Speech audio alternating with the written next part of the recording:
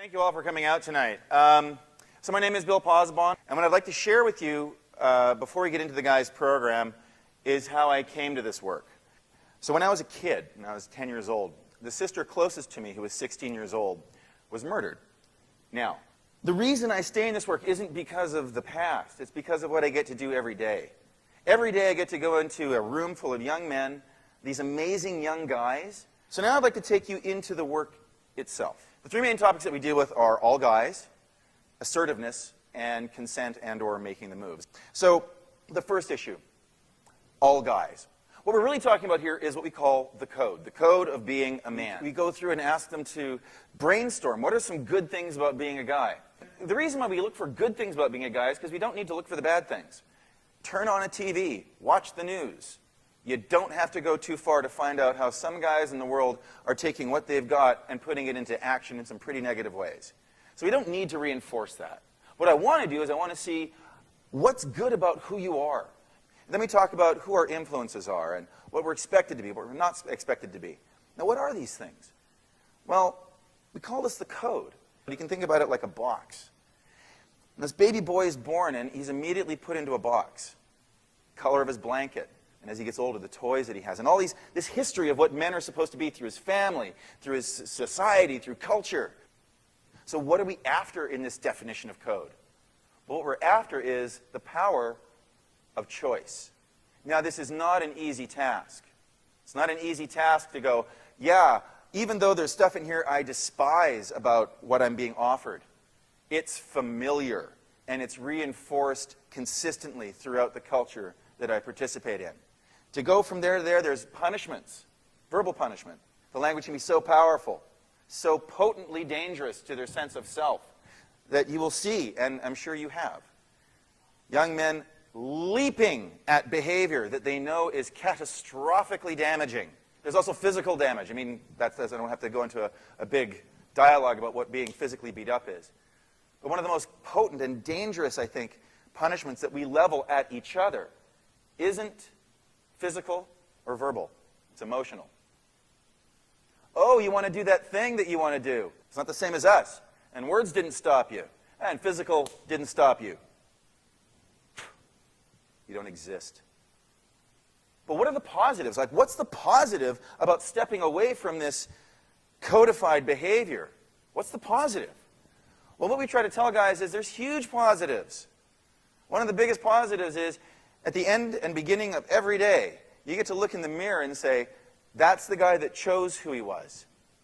Not just accepted it, not just went along with the flow, not like a fish on a hook or a dog on a leash, but made up his own mind. And you get to do that. You have that option of being the definition of your own life. The actual skills that support this idea. We're talking about being assertive.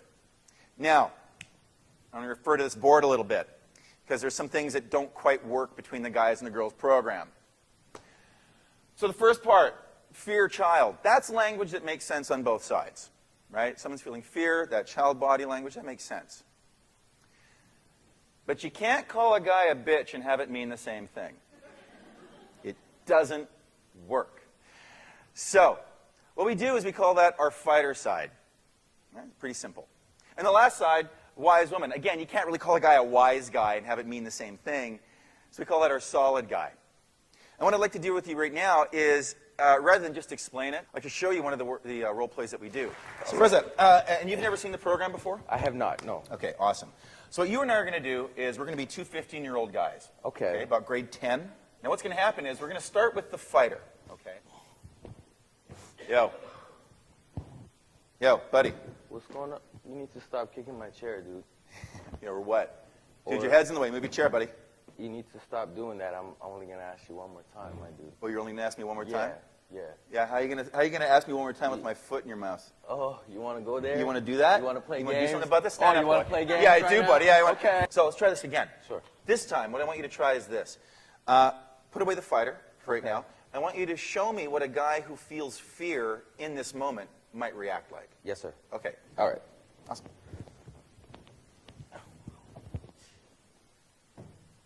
Hey. Hey. Talking to you, buddy. Your head's in the way. You need to move your chair. Okay, man, calm down, dude. Are you calling me? Why would I have to calm? Am I not being calm? Am I not being calm? I didn't say. Do you not understand what I'm saying? I just don't. I don't. Do I need to come up there and explain it to you? I don't have a problem. You seem to have a problem. You need to move your chair. I don't, man. You need to move your chair. Okay, dude, just calm down, man. Both of these feed the fighter because they're a response, and we're in dialogue. At least we're in dialogue, and it's continuing on. So I'm getting something out of this, and it doesn't even matter whether I win the fight. I got something in this guy. I've got him hooked into this.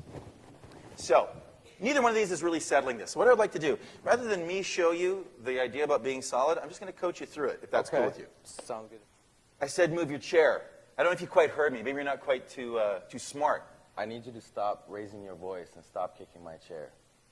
Dude, the only reason I'm raising my voice is because I don't think you get it. I said move your chair. I need you to stop raising your voice and stop kicking my chair. Great. Now don't say another word to me, but keep the eye contact and keep breathing. Just keep. You start letting it go by breathing it, because it needs one of us to start that process, so it may as well be you. Yeah. Okay, great. What do you mean stop raising? I'm not raising my voice. You want to hear me raise my voice? Move your chair. That's right.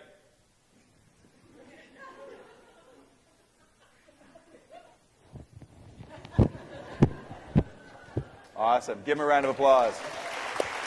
You're done, man. Thanks. Thank you. We do talk about intimate relationships, and if we have enough time, we do a survey that gives the guys an opportunity to speak to the truth of their real truth about what they might want from an intimate relationship, which is kind of awesome.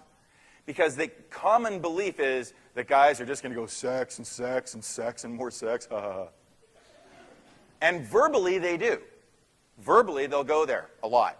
But given the opportunity to do an anonymous survey where they can write out what they really want without anyone seeing what they're writing and not even having to put their names on a piece of paper, they say the most amazing things. Your sons will say the most amazing things. We do talk about what the law actually says about consent in relationships so that they've got some guidelines that they can work around. And try to give them the opportunity to step up into a higher sense of who they are through the power of choice and working from their solid side. And that, in a nutshell, is the guy's program. So thank you very much.